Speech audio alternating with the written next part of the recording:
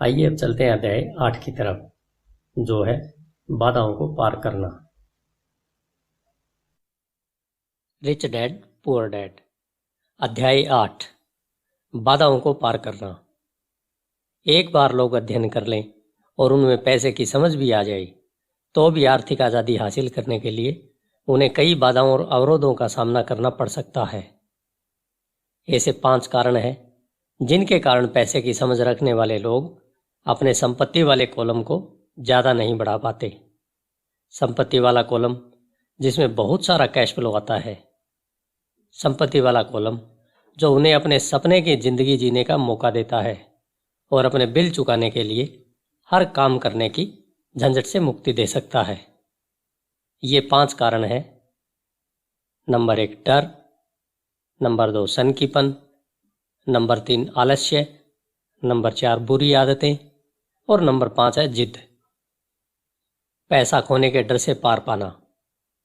मैं कभी किसी ऐसे व्यक्ति से नहीं मिला जिसे पैसे का नुकसान अच्छा लगता हो, और मेरी जिंदगी में मैं कभी किसी अमीर आदमी से नहीं मिला जिसे पैसे का नुकसान न हुआ हो। परंतु मैं ऐसे बहुत से गरीब लोगों से जरूर मिला हूं जिन्होंने एक दमड़ी भी नहीं खोई है निवेश में। पैसे के नुकसान का डर असली है। यह हर व्यक्ति को होता है, अमीरों को भी। परंतु समस्या डर नहीं है। समस्या यह है कि आप इस डर का सामना किस तरह से करते हैं। पैसा खोने के बाद स्थिति से किस तरह निपटते हैं। आप असफलता को किस तरह से लेते हैं, यह आपके जीवन में बहुत महत्वपूर्ण है। यह जिंदगी में केवल पैसे के बारे में ही नहीं बल्कि हर चीज के बारे में सही है। एक अमीर व्यक्ति और एक गरीब व्यक्ति में मूलभूत अंतर यह होता है कि वे इस पैसे से किस तरह मुकाबला करते हैं। डरने में कोई बुराई नहीं है। पैसे के मामले में डरपोक होना भी कोई बुरी बात नहीं है। आप अब भी अमीर हो सकते हैं। हम सभी कुछ मौक़ों पर बहादुर होते हैं और कुछ मौक़ों पर डरपोक। मेरे दोस्त की पत्नी एक इमरजेंसी रूम की नर्स है। जब भी वह खून देखती है वह तत्परता से काम में जुट जाती है। जब भी मैं निवेश का जिक्र करता हूँ वह भाग जाती है। जब मैं खून देखता हूँ तो मैं नहीं भागता, मैं बेहोश हो जाता हूँ। मेरे अमीर डैडी पैसे के नुकसान के डर या फोबिया को समझते थे। कुछ लोग सांपों से डरते हैं, कुछ लोग पैसा गंवाने से डरते हैं। दोनों ही फोबिया है। उनका कहना था।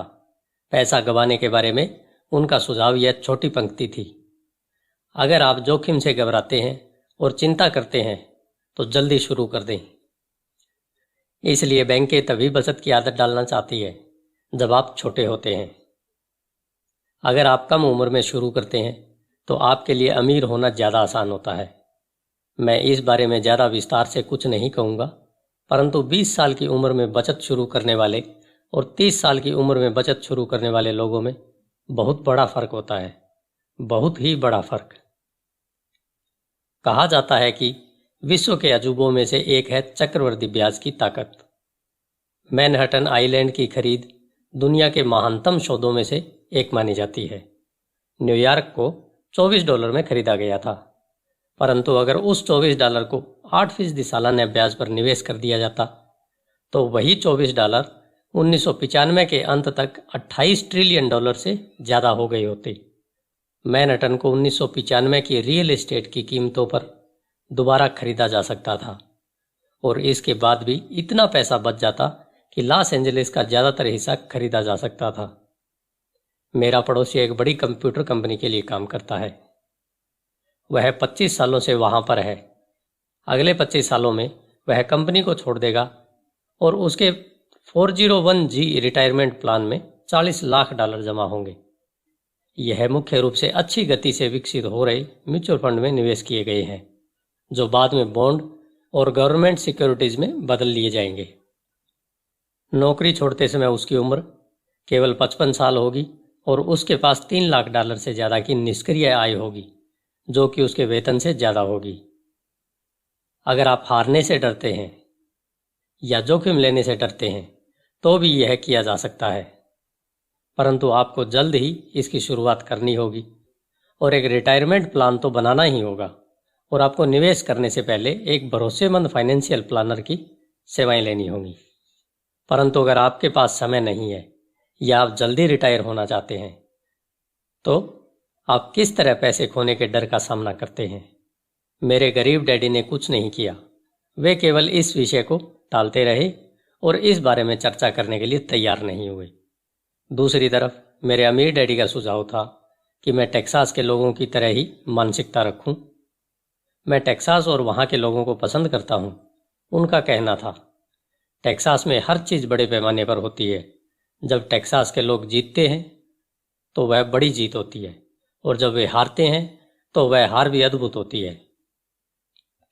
वे हारना भी पसंद करते हैं? मैंने पूछा।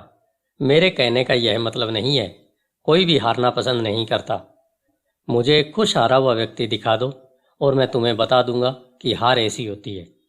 अमीर डैडी ने कहा, मैं जोखिम, पुरस्कार और असफलता के बारे में टेक्सास के लोगों के नज़रिए के बारे में बात कर रहा हूँ।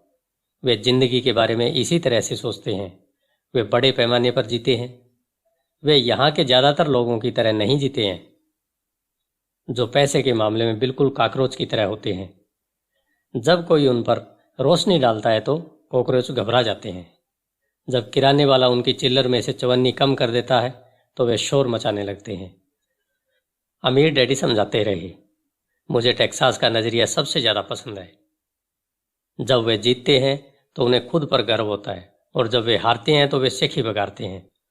टेक्सास में एक कहावत है, अगर आपको दिवालिया होना है तो बड़े पैमाने पर हुआ जाए। आप डुप्लेक्स के लिए दिवालिया हो जाएं, इसकी शेखी नहीं बगाड़ी जा सकती। यहाँ पर ज़्यादातर लोग हारने से इतना डरते हैं कि उनके लिए दिवालिया होने के लिए डुप्लेक्स भी नहीं होता। वे माइक और मुझे यह लगातार बताया करते थे कि आर्थिक असफलता का सबसे बड़ा कारण यह होता है कि लोग खेल को बहुत ज़्यादा सुरक्षात्मक तरीके से खेलते हैं।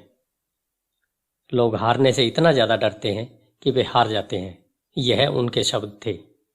फ्रैंक टारकेंटर ने, जो एक वक्त का महान NFL क्वार्टरबैक था, इसी बात को दूसरी तरह से कहा है, जीतने का मतलब है हारने से न डरना। मेरी अपनी ज़िंदगी में मैंने यह पाया है कि जीत हमेशा हार के ठीक बाद आती है। जब मैंने आखिरकार मोटरसाइकिल चलाना सीखा तो इससे पहले मैं कई बार गिरा। मैं आज तक किसी गोल्फर से नहीं मिला हूँ जिसने कोई गोल्फ बॉल न गुम की हो। मैं आज तक ऐसे प्रेमियों से भी नहीं मिला हूँ जिसका दिल न टूटा हो। और मैं आज तक कभी ऐसे अमीर व्यक्ति से भी नहीं मिला हूँ जिसने कभी पैसा न खोया हो। तो ज़्यादातर लोग आर्थिक रूप से इसलिए नहीं जीत पाते क्योंकि उन्हें अमीर होने की खुशी से पैसा खोने का दर्द कहीं ज़्यादा होता है। टेक्सास में एक और कहावत है, हर व्यक्ति स्वर्ग जाना चाहता है परंतु कोई मरना नहीं चाहता। ज़्यादातर लोग अमीर होने का सपना देखते हैं परंतु पैसा खोने के विचार से कांप जाते हैं, इसलिए वे कभी स्वर्ग नहीं पहुंच पाते। अमीर डैडी माइक और मुझे टेक्सास में अपनी यात्राओं के बारे में कहानियां सुनाया करते थे।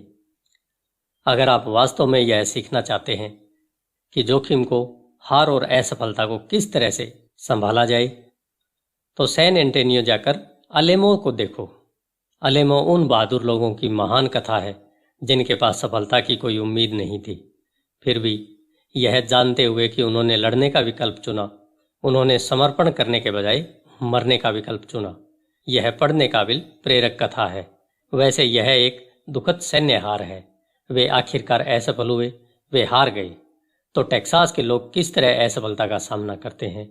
वे अब भी चिल्लाते हैं, अलेमो को याद रखो। माइक और मैंने यह कहानी कई बार सुनी। जब भी अमीर डैडी किसी बड़े सौदे को करने वाले होते थे और वे नर्वस होते थे तब वे हमें यह कहानी सुनाया करते थे। जब भी वे पर्याप्त मेहनत कर चुके होते और या तो मामला सही हो जाता या बिगड़ जाता तब वह हमें यह कहानी सुनाया करते थे। हर बार जब वे गलती करने या पैसा गंवाने से डरते थे तब वे हमें यह कहानी सुनाया करते थे। इससे उन्हें ताकत मिलती थी क्योंकि यह कहानी उन्हें याद दिलाती थी कि किस तरह पैसे के नुकसान को आर्थिक विजय में बदला जा सकता है। अमीर डैडी जानते थे कि असफलता उन्हें ज़्यादा मजबूत और ज़्यादा स्मार्ट बनाएगी। ऐसा नहीं था कि उन्हें हारना पसंद था या वे हारना चाहते थे। वे केवल इतना जानते थे कि वे कौन थे और वे किस तरह हार का सामना करेंगे। वे नुकसान उठा लेंगे और फिर उसे जीत में बदल लेंगे। यही उन्हें एक विजेता बनाता था और दूसरों को पराजित। इससे उन्हें जोखिम उठाने के लिए सीमा लांघने का साहस मिलता था, जबकि बाकी लोग उस सीमा के पार नहीं जा पाते थे। इसलिए मैं टेक्सास के लोगों को इतना पसंद करता हूँ।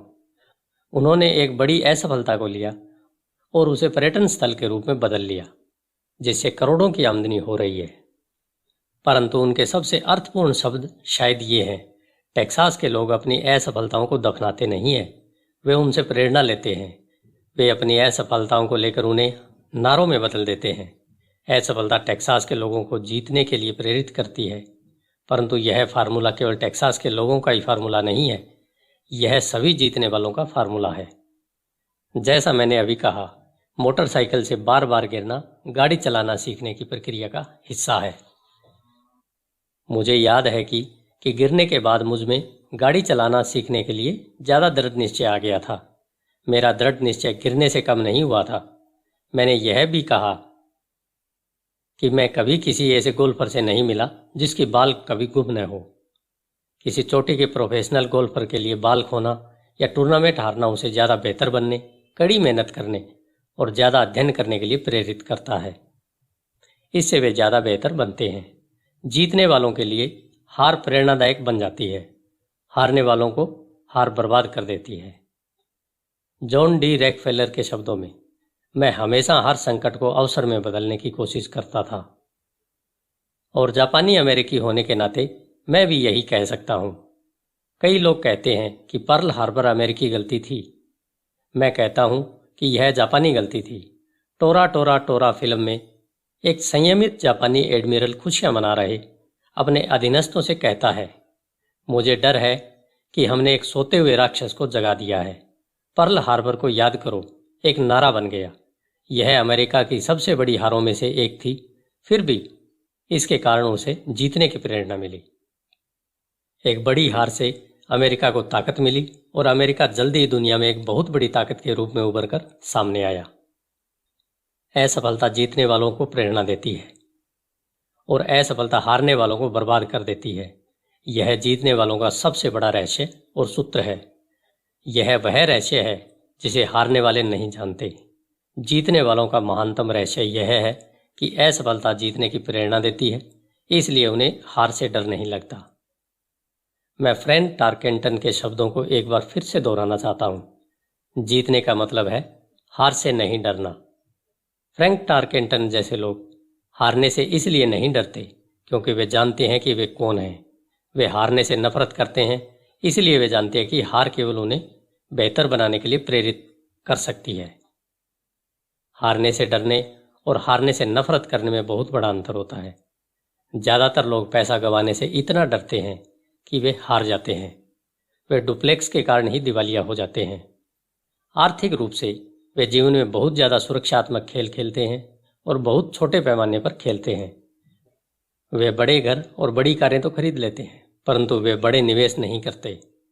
वह प्रमुख कारण जिसके कारण 90% अमेरिकी जनता पैसे के लिए संघर्ष करती है यह है कि वे हार से बचने के लिए खेलते हैं, वे जीतने के लिए नहीं खेलते। वे अपने फाइनेंशियल प्लानर या अकाउंटेंट्स या स्टॉक ब्रोकर्स के पास जाते हैं और एक संतुलित पोर्टफोलियो खरीद लेते हैं। ज़्यादातर के पास सीडी, कम आमदनी वाले बॉन्ड, म्यूचुअल फंड और बहुत कम स्टॉक में बहुत सा नकद जमा होता है। यह एक सुरक्षित और समझदारीपूर्ण पोर्टफोलियो होता है, परंतु यह जीतने वाला पोर्टफोलियो नहीं होता। यह उस व्यक्ति का पोर्टफोलियो होता है जो हार से बचने के लिए खेल रहा है। मुझे गलत मत समझिए, शायद यह 70% जनसंख्या से बेहतर पोर्टफोलियो होता है और यह भयानक है, क्योंकि पोर्टफोलियो न होने से बेहतर है सुरक्षित पोर्टफोलियो होना।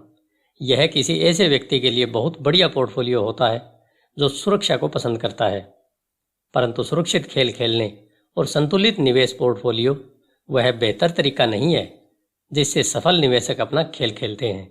अगर आपके पास कम पूंजी है और आप अमीर होना चाहते हैं तो पहले तो केंद्रित हो जाएं, संतुलित नहीं।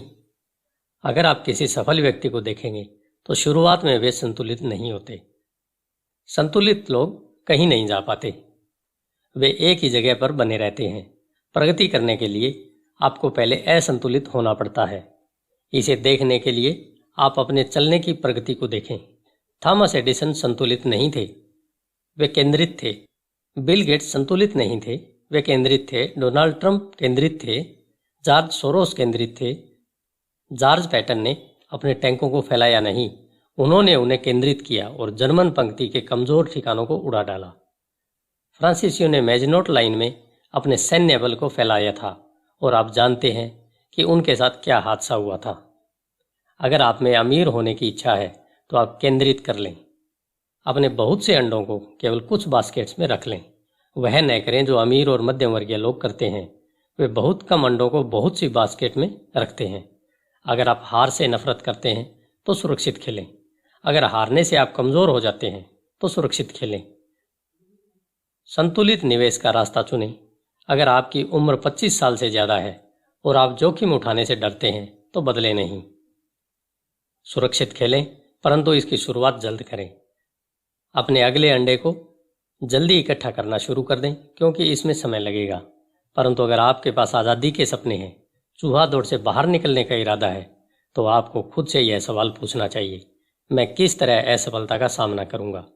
अगर असफलता से आपको जीतने की प्रेरणा मिलती है तो शायद आपको कोशिश करना चाहिए, परंतु केवल शायद।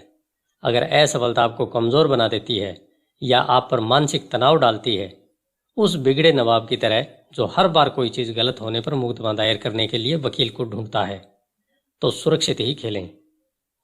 अपने दिन की नौकरी को बनाए रखें। बॉन्ड या म्यूचुअल फंड खरीदें, परंतु याद रखें कि इनमें भी खतरा होता है, हालांकि तुलनात्मक रूप से वे ज़्यादा सुरक्षित होते हैं। मैं यह सब इसलिए कह रहा हूं और टेक्सास तथा फ्रैंक टारकेंटन का जिक्र कर रहा हूं क्योंकि संपत्ति वाले कॉलम को बढ़ाना आसान है। यह एक कम बुद्धि का खेल है। इसमें बहुत ज़्यादा शिक्षा की जरूरत नहीं है। 5वीं कक्षा का गणित का विद्यार्थी भी यह कर सकता है, परंतु संपत्ति वाले कॉलम को तेजी से बढ़ाना बहुत ज़्यादा बुद्धि का खेल है। इसमें हिम्मत, धीरज और असफलता झेलने की ताकत की जरूरत है। हारने वाले असफलता से बचते हैं, जबकि असफलता हार को जीत में भी बदल सकती हैं। अलेमो को याद रखिए। कारण नंबर 2, सनकीपन से पार पाना। आसमान गिर रहा है, आसमान गिर रहा है। हम में से ज़्यादातर लोग उस छोटे मुर्गे की कहानी जानते हैं जो आसमान गिरने की चेतावनी देता हुआ अपने दड़बे में दौड़ रहा था। हम इस तरह के बहुत से लोगों को जानते हैं, परंतु हम सब के भीतर भी एक ऐसा ही छोटा मुर्गा होता है। और मैंने जैसे पहले ही कहा है, सनकी व्यक्ति दरअसल छोटे मुर्गे की तरह नहीं है। हम सभी में एक छोटा मुर्गा होता है जो तब उभर कर सामने आता है जब हमारे विचारों पर डर और शंका हावी हो जाती है। हम सभी के मन में शंकाएं होती है, मैं स्मार्ट नहीं हूँ, मैं पर्याप्त अच्छा नहीं हूँ, अमुक व्यक्ति मुझसे बेहतर है। हमारी शंकाएं अक्सर हमें निष्क्रिय कर देती हैं। हम क्या होगा वाला खेल खेलते हैं। क्या होगा अगर मेरे निवेश के बाद अर्थव्यवस्था धराशायी हो जाए, या क्या होगा अगर मेरा नियंत्रण खो जाए और मैं पैसा वापस न चुका सकूं। क्या होगा अगर घटनाएं मेरी योजना के हिसाब से न हो, या हमारे कई ऐसे दोस्त या प्रियजन भी हो सकते हैं जो हमें अपनी कमजोरियों को याद दिला दें, चाहे हमने उनकी सलाह मांगी या न मांगी हो। वे अक्सर कहते हैं, तुम्हें ऐसा क्यों लगता है कि तुम यह कर सकते हो, या अगर यह इतना ही बढ़िया होता तो हर कोई ऐसा क्यों नहीं कर रहा है, या यह कभी सफल हो ही नहीं सकता। तुम्हें पता ही नहीं है कि तुम किस बारे में बात कर रहे हो। शंका के ये तीर कई बार इतने तीखे होते हैं कि हम काम करना चालू ही नहीं कर पाते। हमारे दिल में डर बैठ जाता है। कई बार हम सो भी नहीं पाते। हम आगे बढ़ने में असफल होते हैं तो हम सुरक्षित चीज़ों के साथ ही बने रहते हैं और अवसर हमारे पास से होकर गुजर जाता है। हम जिंदगी को अपने पास से गुजरते हुए देखते रहते हैं और हम अपने शरीर में जकड़न के कारण बिना हिले डुले बैठे रहते हैं। हमने इसे अपनी जिंदगियों में कभी न कभी इस तरह से महसूस किया होगा और कई लोगों के साथ यह बहुत बार हुआ होगा। फाइडेलिटी मैगलिन म्यूचुअल फंड के पीटर लिंच आसमान गिरने की चेतावनियों को शोर कहकर पुकारते हैं और हम सभी इसे सुनते हैं। शोर या तो हमारे दिमाग में सुनाई देता है या फिर यह बाहर से आता है, प्राय दोस्तों से, परिवारों से, सहकर्मियों से और मीडिया से। लिंच 1950 के दशक के दौरान का एक अनुभव बताते हैं, जब परमाणु युद्ध का खतरा समाचार पत्रों में इतना ज़्यादा प्रचारित किया गया था कि लोगों ने फॉलआउट शेल्टर बना लिए थे और अनाज पानी इकट्ठा करना चालू कर दिया था। अगर उन्होंने फॉल आउट शेल्टर बनाने के बजाय इस पैसे को समझदारीपूर्वक बाजार में निवेश कर दिया होता तो शायद आज वे आर्थिक रूप से आज़ाद होते। जब कुछ साल पहले लॉस एंजलिस में दंगे भड़के तो सारे देश में बंदूकों की बिक्री बढ़ गई। वाशिंगटन राज्य में एक व्यक्ति हैमबर्ग के मांस के कारण मर जाता है और एरिजोना हेल्थ डिपार्टमेंट सभी रेस्तराओं को आदेश देता है कि बीफ को अच्छी तरह से पकाया जाए। एक दवाई की कंपनी राष्ट्रीय टीवी विज्ञापन में लोगों को सर्दी होते हुए दिखाती है। विज्ञापन फरवरी में दिखाया जाता है। सर्दी से ग्रस्त होने वालों की संख्या बढ़ जाती है और उस दवा की बिक्री भी। ज़्यादातर लोग गरीब होते हैं क्योंकि जब निवेश की बात आती है तो संसार में ऐसे छोटे मुर्गों की संख्या बहुत है जो यह चिल्लाते हुए घूम रहे हैं, आसमान गिर रहा है, आसमान गिर रहा है। और छोटे मुर्गे इसलिए प्रभावी होते हैं क्योंकि हम सभी के अंदर एक छोटा मुर्गा होता है। विनाश की अफवाहों और बुरे समय की कल्पना से आपके मन में शंका और डर पैदा न हो। इसमें बहुत ज़्यादा बहादुरी की ज़रूरत होती है। 1992 में मेरा रिचर्ड नाम का दोस्त मुझसे मिलने फिनिक्स आया।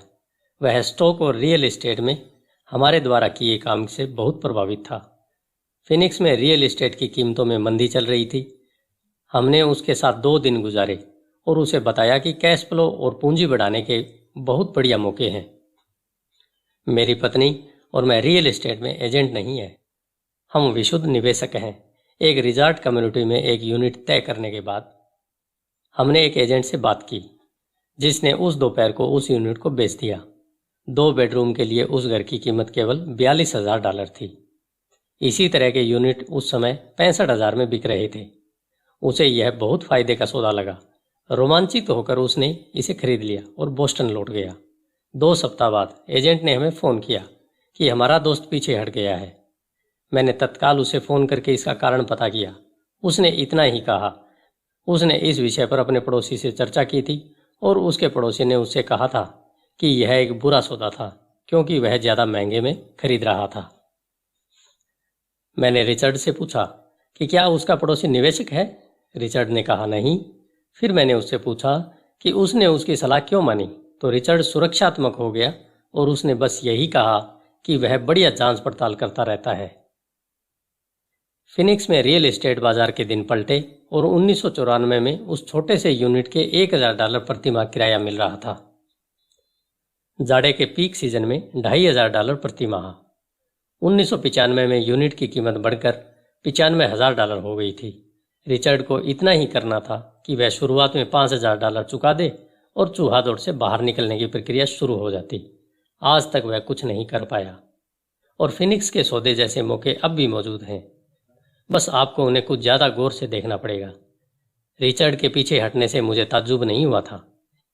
इसे खरीदार का पछतावा कहा जाता है और यह हम सबको प्रभावित करता है। यही शंकाएं हमें ले डूबती हैं। छोटा मुर्गा जीत जाता है और हम आज़ादी का मौका गंवा देते हैं। दूसरे उदाहरण में मैं सीडी के बजाय टैक्स लिएन सर्टिफिकेशन में अपनी संपत्ति का कुछ हिस्सा रखता हूँ। मैं अपने पैसे पर 16% प्रति वर्ष कमाता हूँ, जो बैंकों द्वारा दिए जाने वाले 5% से निश्चित रूप से काफ़ी ज़्यादा है। ये प्रमाण पत्र रियल एस्टेट द्वारा सुरक्षित होते हैं और राज्य के कानून द्वारा संरक्षित होते हैं, जो निश्चित रूप से ज़्यादातर बैंकों से ज़्यादा बेहतर होते हैं। जिस आधार पर उन्हें खरीदा जाता है वह भी काफ़ी सुरक्षित फार्मूला है। उनमें सिर्फ एक दिक्कत यह होती है कि उन्हें बुनाया नहीं जा सकता, तो मैं उन्हें 2 से 7 साल की सीडी मान लेता हूँ। हर बार जब भी मैं किसी को बताता हूँ, खासकर उसे जिसके पास पैसा सीडी में रखा हुआ है, कि मैं अपने पैसे को इस तरह रखता हूँ, तो वे मुझे बताते हैं कि यह खतरनाक है।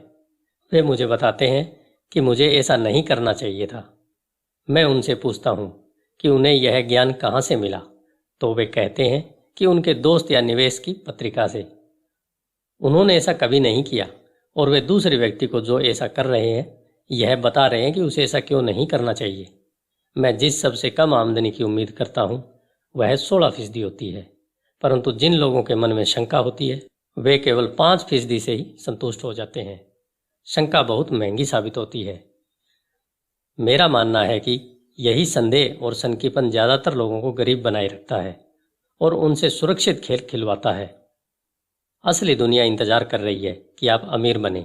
केवल आपके संदेह ही आपको गरीब बनाए हुए हैं।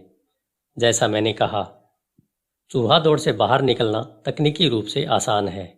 इसमें ज़्यादा शिक्षा की जरूरत नहीं होती, परंतु इन सौदों के कारण ज़्यादातर लोग इससे बाहर नहीं निकल पाते। शंकालु लोग कभी नहीं जीत पाते। अमीर डैडी का कहना था, शंका और डर के कारण व्यक्ति संदेहवादी बन जाता है। शंकालु व्यक्ति आलोचना करते हैं, जबकि जीतने वाले लोग विश्लेषण करते हैं। यह उनकी एक और पसंदीदा कहावत थी। अमीर डैडी ने यह स्पष्ट किया कि आलोचना से दिमाग बंद जाता है, जबकि विश्लेषण से आंखें खुल जाती हैं।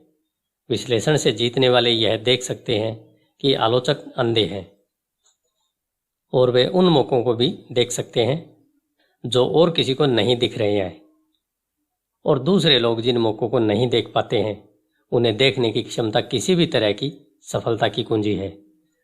जो लोग पैसे की आज़ादी ढूंढ रहे हैं, उनके लिए रियल एस्टेट निवेश का एक दमदार तरीका है। यह निवेश का एक अद्भुत तरीका है। परंतु जब भी मैं रियल एस्टेट का जिक्र करता हूँ, तो मुझे यह सुनने को मिलता है, मैं टॉयलेट नहीं सुधारना चाहता। इसी को पीटर लिंच शोर कहते हैं। इसी को मेरे अमीर डैडी शंकालु लोगों के बहाने कहते हैं। ऐसे लोग जो केवल आलोचना करते हैं, विश्लेषण नहीं करते। ऐसे लोग जिनके दिमाग पर उनकी शंकाओं और डरों का पर्दा पड़ा रहता है, वे अपनी आंखें नहीं खोलते। तो जब कोई कहता है मैं टॉयलेट नहीं सुधारना चाहता, तो मैं जवाब देता हूँ, आपको ऐसा क्यों लगता है कि मैं यह करना चाहता हूँ? वे यह कह रहे हैं कि जो उन्हें चाहिए, टॉयलेट उससे ज़्यादा महत्वपूर्ण है। मैं चूहा दौड़ से बाहर निकलने की आज़ादी के बारे में बात करता हूँ, और उनका पूरा ध्यान टॉयलेट पर लगा रहता है। इसी तरह के विचार ज़्यादातर लोगों को करीब बनाए रखते हैं। वे विश्लेषण करने के बजाय आलोचना करते हैं। मैं नहीं करना चाहता, आपकी सफलता की कुंजी को अपने अंदर समाये रहते हैं, अमीर डैडी का कहना था। चूंकि मैं भी टॉयलेट ठीक करने में ज़्यादा रुचि नहीं रखता, इसलिए मैं एक प्रॉपर्टी मैनेजर की तलाश कर लेता हूँ जो टॉयलेट ठीक करने का ध्यान रखता है। घरों या अपार्टमेंट को चलाने के लिए एक बढ़िया प्रॉपर्टी मैनेजर को ढूंढने के बाद मेरा कैश फ्लो बढ़ जाता है। परंतु इससे भी ज़्यादा महत्वपूर्ण यह है कि एक बढ़िया प्रॉपर्टी मैनेजर मुझे और ज़्यादा रियल एस्टेट खरीदने का मौका देता है, क्योंकि मुझे टॉयलेट का ध्यान नहीं रखना पड़ता। एक बढ़िया प्रॉपर्टी मैनेजर रियल एस्टेट में सफलता की कुंजी है। मेरे लिए रियल एस्टेट से भी ज़्यादा महत्वपूर्ण है एक अच्छा मैनेजर खोजना। प्राय किसी बढ़िया प्रॉपर्टी मैनेजर को अच्छे सौदे के बारे में पहले से पता चल जाता है, जबकि रियल एस्टेट एजेंट को बाद में पता चलता है, जिसके कारण वे और भी ज़्यादा मूल्यवान हो जाते हैं। मैं नहीं करना चाहता को सफलता की कुंजी कहने के पीछे अमीर डैडी का यही मतलब था। चूंकि मैं भी टॉयलेट ठीक नहीं करना चाहता, इसलिए मैंने यह विचार किया कि किस तरह ज़्यादा रियल एस्टेट खरीदी जाए और चूहा दौड़ से बाहर निकलने की प्रक्रिया तेज की जाए। जो लोग यह कहना जारी रखते हैं मैं टॉयलेट नहीं सुधारना चाहता, वे अक्सर इस सशक्त निवेश माध्यम से खुद को वंचित रखते हैं। उनके लिए टॉयलेट उनकी आज़ादी से ज़्यादा महत्वपूर्ण होता है। स्टॉक मार्केट में मैं अक्सर लोगों को यह कहते हुए सुनता हूँ, मैं अपने पैसे नहीं गंवाना चाहता। उन्हें ऐसा क्यों लगता है कि मैं या कोई व्यक्ति पैसे गंवाना पसंद करते हैं? वे सिर्फ इसलिए पैसा नहीं बना पाते क्योंकि वे पैसा गंवाने के लिए तैयार नहीं होते। विश्लेषण करने के बजाय वे एक और सशक्त निवेश के माध्यम यानी स्टॉक मार्केट की तरफ से अपने दिमाग को बंद कर लेते हैं। दिसंबर 1996 में मैं अपने एक दोस्त के साथ नज़दीकी गैस स्टेशन के पास से गुजर रहा था। उसने देखा और अनुमान लगाया कि तेल की कीमतें बढ़ जाएंगी।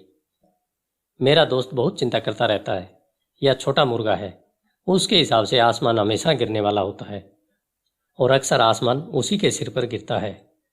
जब हम घर पहुंचे तो उसने मुझे वे तमाम आंकड़े बताए जो अगले कुछ सालों में तेल की कीमतें क्यों बढ़ेंगी।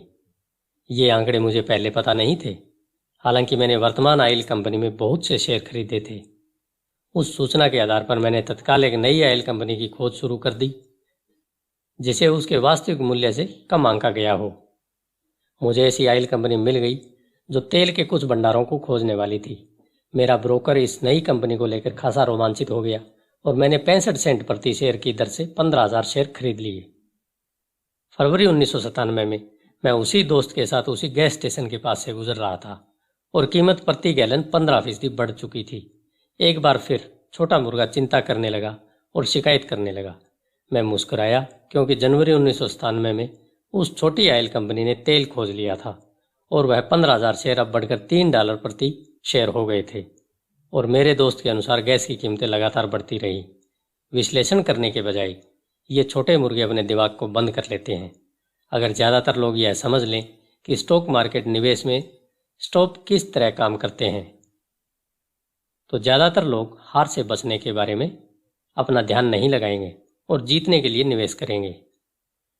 स्टॉप एक कंप्यूटर निर्देश है जो भाव गिरने पर आपके शेयर को अपने आप बेच देता है, ताकि आपका कम से कम नुकसान हो और आपको ज़्यादा से ज़्यादा फायदा मिल सके।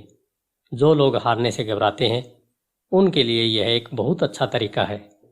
तो जब भी मैं लोगों को मैं नहीं चाहता पर ध्यान केंद्रित करते हुए देखता हूँ और वे क्या चाहते हैं इस पर ध्यान केंद्रित करते हुए नहीं देखता हूँ, तो मैं समझ लेता हूँ कि उनके दिमाग में शोर की आवाज़ बहुत तेज होगी।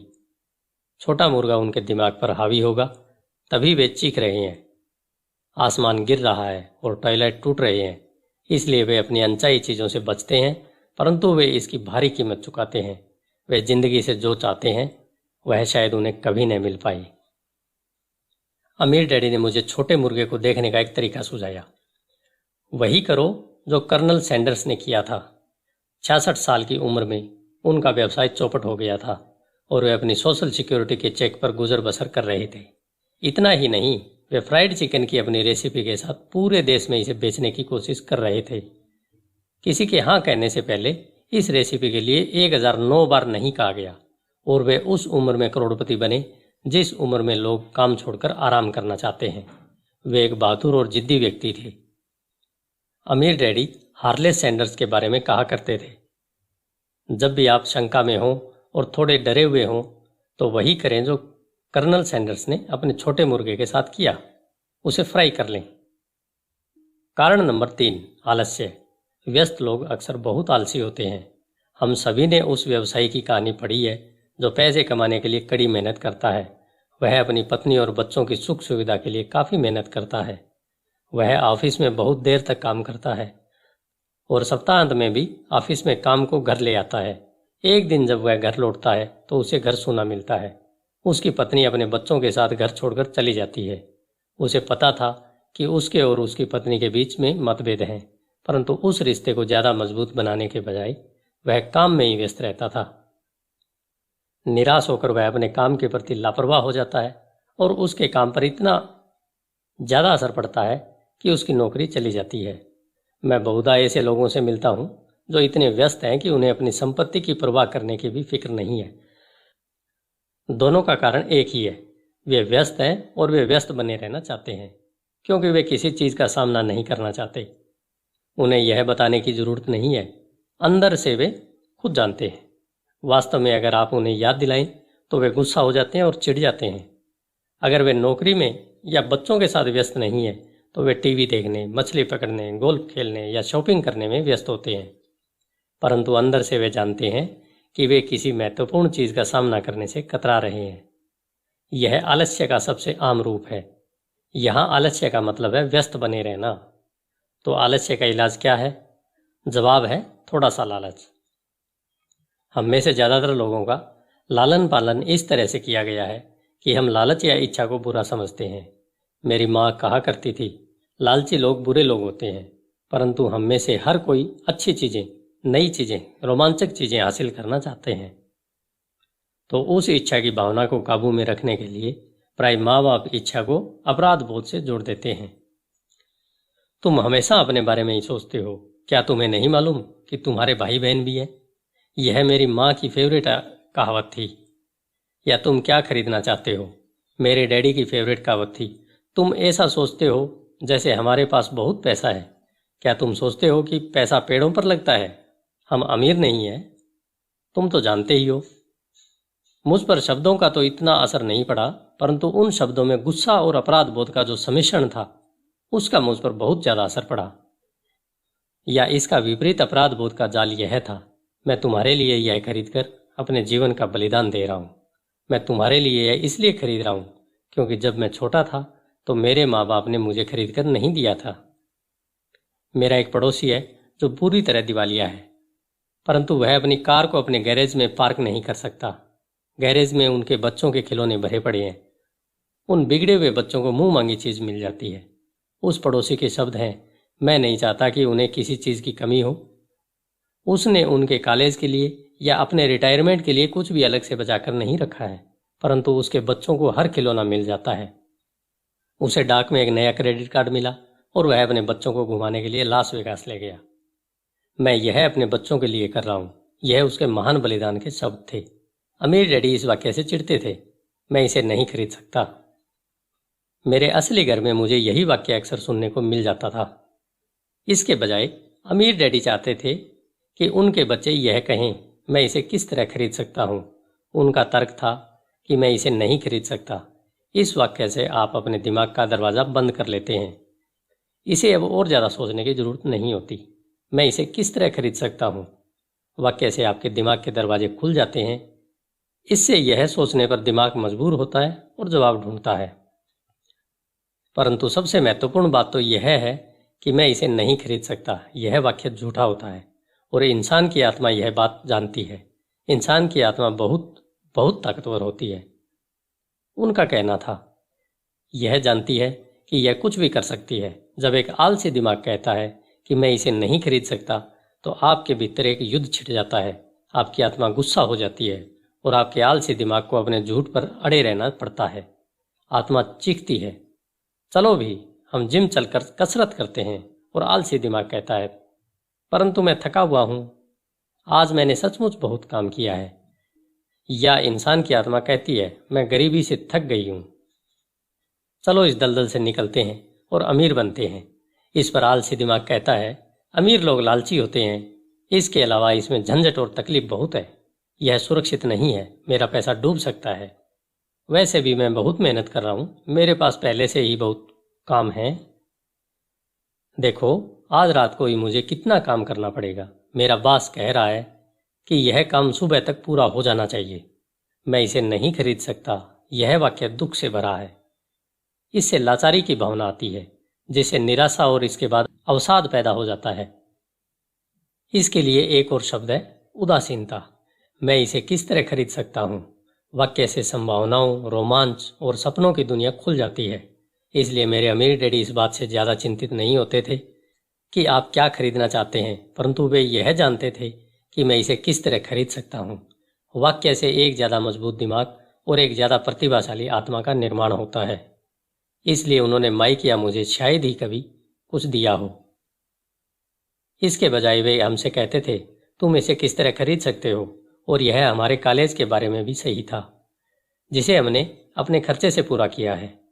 वह हमें लक्ष्य को हासिल करना नहीं सिखा रहे थे, वे तो हमें लक्ष्य को हासिल करने की प्रक्रिया का ज्ञान दे रहे थे। मेरी समझ में आज समस्या यह है कि करोड़ों लोग अपने लालच को लेकर अपराध बोध से ग्रस्त हैं। यह उनके बचपन से बुढ़ापे तक चलता है। वे जिंदगी में मिलने वाली अच्छी अच्छी चीज़ें चाहते हैं। ज़्यादातर लोगों के अवचेतन में यह विचार मौजूद रहता है, आपको यह नहीं मिल सकती या आप इसे कभी नहीं खरीद पाएंगे। जब मैंने चूहा दौड़ से बाहर निकलने का फैसला किया तो मेरे दिमाग में एक सवाल आया, मैं किस तरह इस चूहा दौड़ से बाहर निकल सकता हूँ ताकि मुझे दोबारा काम न करना पड़े। और मेरे दिमाग में जवाब और सुझाव सामने आ गए। सबसे मुश्किल चीज़ थी मेरे असली माता पिता की सीख कि हम इसे नहीं खरीद सकते, या केवल अपने बारे में ही मत सोचें, या तुम दूसरों के बारे में क्यों नहीं सोचते। और इसी तरह के शब्द जो मेरे लालच को दबाने के लिए मुझसे अपराध बोध भरते थे। तो आप किस तरह अपने आलस्य से जीत सकते हैं? इसका जवाब है थोड़े से लालच से। यह WII-FM रेडियो स्टेशन है, जिसका पूरा अर्थ है what is in it for me. इसमें मेरे लिए क्या है, व्यक्ति को बैठकर पूछना चाहिए। अगर मैं स्वस्थ, सेक्सी और आकर्षक हूँ तो इसमें मेरे लिए क्या है, या मेरी जिंदगी कैसी होगी अगर मुझे फिर कभी काम नहीं करना पड़े, या मैं क्या करूँगा अगर मुझे मनचाहा पैसा मिल जाए।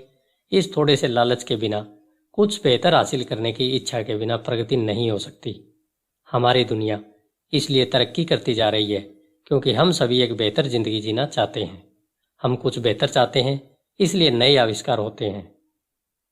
हम स्कूल जाते हैं और मेहनत से पढ़ते हैं क्योंकि हम कुछ बेहतर चाहते हैं। इसलिए जब भी आप किसी ऐसी चीज़ से कतरा रहे हैं जो आपके हिसाब से आपको करना चाहिए, तो आपको खुद से केवल यही पूछना चाहिए कि इसमें मेरे लिए क्या है, थोड़े लालची बने। यह आलस्य का सबसे बढ़िया इलाज है। परंतु बहुत ज़्यादा लालच भी अच्छा नहीं होता, क्योंकि हर चीज़ की अति बुरी होती है।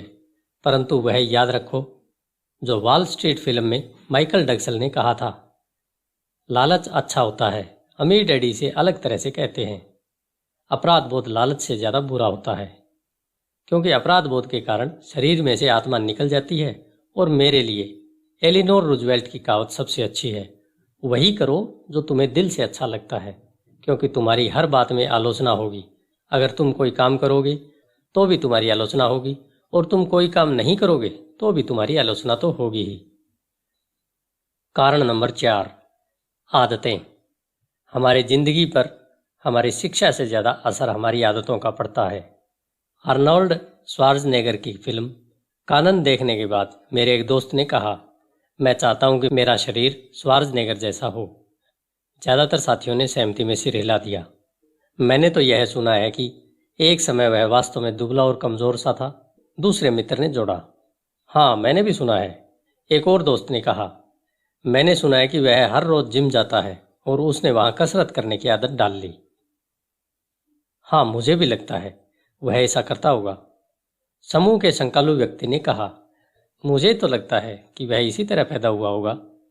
इसके अलावा हम आर्नोल्ड की बातें ही क्यों कर रहे हैं, चलो बियर पिएं। यह एक उदाहरण है कि किस तरह से आदतें व्यवहार को नियंत्रित करती है। मुझे याद है कि मैंने एक बार अपने अमीर डैडी से अमीर लोगों की आदतों के बारे में पूछा था। सीधे जवाब देने के बजाय वे चाहते थे कि इसे मैं उदाहरण से सीखूं। अमीर डैडी ने पूछा, तुम्हारे डैडी अपने बिल कब चुकाते हैं? मैंने कहा, हर महीने की पहली तारीख को। क्या उनके पास कुछ बाकी बचता है? उन्होंने पूछा। थोड़ा बहुत, मैंने कहा। यही वह खास कारण है जिसके कारण उन्हें संघर्ष करना पड़ता है। और अमीर डैडी ने कहा, उनकी आदतें बुरी हैं। तुम्हारे डैडी सबको पहले पैसे देते हैं, वह खुद को सबसे आखिर में पैसे देते हैं, और ऐसा भी तभी करते हैं जब उनके पास कुछ बचा होता है। सामान्य तौर पर उनके पास कुछ नहीं बचता। मैंने कहा, परंतु उन्हें अपने बिल का भुगतान तो करना ही होगा, नहीं क्या? आप यह तो नहीं कहना चाहते कि उन्हें अपने बिल्स का भुगतान नहीं करना चाहिए? बिल्कुल नहीं, अमीर डैडी ने कहा। मैं समय पर अपने बिल चुकाने में पूरी तरह विश्वास करता हूँ। मैं केवल खुद को सबसे पहले पैसे देता हूँ, सरकार को पैसे देने से पहले। परंतु तब क्या होगा जब आपके पास पर्याप्त पैसा नहीं हो? मैंने पूछा। ऐसी स्थिति में आप क्या करते हैं? मैं यही करता हूँ, अमीर डैडी ने कहा।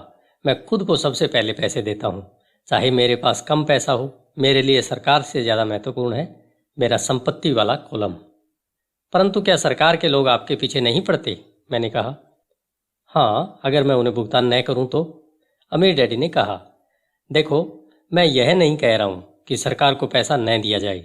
मैं केवल यह कह रहा हूँ कि खुद को सबसे पहले भुगतान किया जाए, चाहे मेरे पास पैसा कम ही हो। परंतु आप ऐसा कैसे कर सकते हैं? मैंने जवाब दिया। सवाल कैसे का नहीं है, सवाल क्यों का है, अमीर डैडी ने कहा। अच्छा, आप ऐसा क्यों करते हैं? प्रेरणा, अमीर डैडी ने कहा। अगर मैं उनका भुगतान नहीं करूं, तो कौन ज़्यादा जोर से शिकायत करेगा, मैं या मेरे लेनदार? आपकी बजाय आपके लेनदार ज़्यादा जोर से चिल्लाएंगे, मैंने स्पष्ट विकल्प को चुनते हुए कहा। अगर आप खुद को पैसे नहीं देंगे तो आप कुछ भी नहीं कहेंगे। तो अब तुम देख सकते हो कि खुद को पैसे देने के बाद मेरे पास टैक्स चुकाने और दूसरे लेनदारों को पैसे देने का इतना ज़्यादा दबाव होता है कि मुझे आमदनी के दूसरे रास्ते खोजने ही पड़ते हैं। पैसे चुकाने का दबाव मेरी प्रेरणा बन जाता है। मैंने अतिरिक्त काम किया है, दूसरी कंपनियां शुरू की है, स्टॉक मार्केट में शेयर खरीदे और बेचे हैं। हर तरह के काम सिर्फ इसलिए किए हैं ताकि ये लोग मुझ पर न चिल्लाएं। इस दबाव के कारण मैंने ज़्यादा कड़ी मेहनत की है और मैं ज़्यादा सोचने पर मजबूर हुआ हूँ।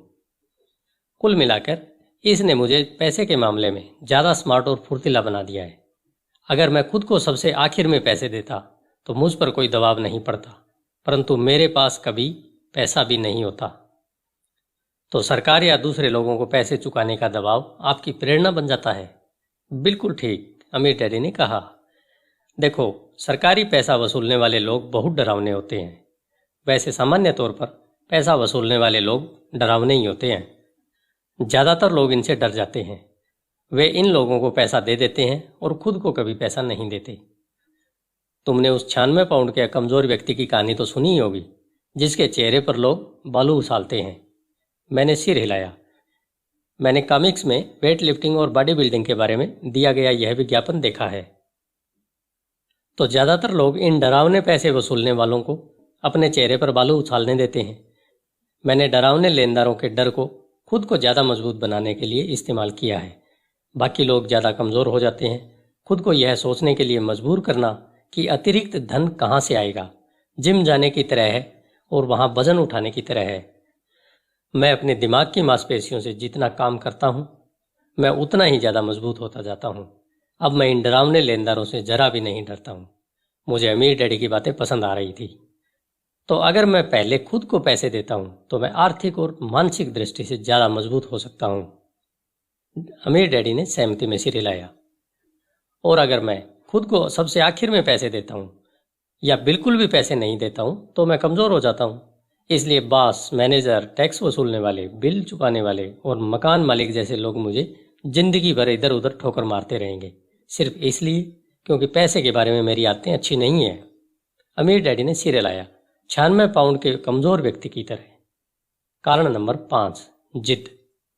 जिद या हठधर्मिता अहंकार और अज्ञान का मिला जुला रूप है। जो मैं जानता हूँ उससे पैसा आता है, जो मैं नहीं जानता उसके कारण मैं पैसा खोता हूँ। हर बार जब मैंने जिद की है मैंने पैसा गंवाया है। वह इसलिए क्योंकि जब मैं जिद करता हूँ तो मैं दरअसल यह भरोसा करता हूँ कि जो मैं नहीं जानता वह महत्वपूर्ण नहीं है। अमीर डैडी मुझे अक्सर बताया करते थे। मैंने पाया है कि कई लोग जिद का प्रयोग अपना अज्ञान छुपाने के लिए भी करते हैं। जब मैं फाइनेंशियल स्टेटमेंट पर लेखापालों या निवेशकों से चर्चा करता हूँ तो ऐसा अक्सर होता है। वे चर्चा में अपनी जिद के आधार पर जीतना चाहते हैं। मैं समझ जाता हूँ कि जिस मुद्दे पर बात हो रही है उसके बारे में उन्हें पर्याप्त ज्ञान नहीं है। वे झूठ नहीं बोल रहे होते हैं, परंतु वे सच भी नहीं बोल रहे होते हैं। धन, फाइनेंस और निवेश की दुनिया में ऐसे कई लोग हैं जिन्हें यह पता ही नहीं होता कि वे किस बारे में बात कर रहे हैं। पैसे के उद्योग में ज़्यादातर लोग सेकंड हैंड कार के सेल्समैन की तरह व्यवहार करते हैं। जब आप जानते हो कि आप किसी विषय में अज्ञानी हैं तो उस क्षेत्र में किसी विशेषज्ञ को ढूंढकर या उस विषय पर कोई अच्छी पुस्तक पढ़कर अपना ज्ञान बढ़ाना शुरू कर दें। धन्यवाद।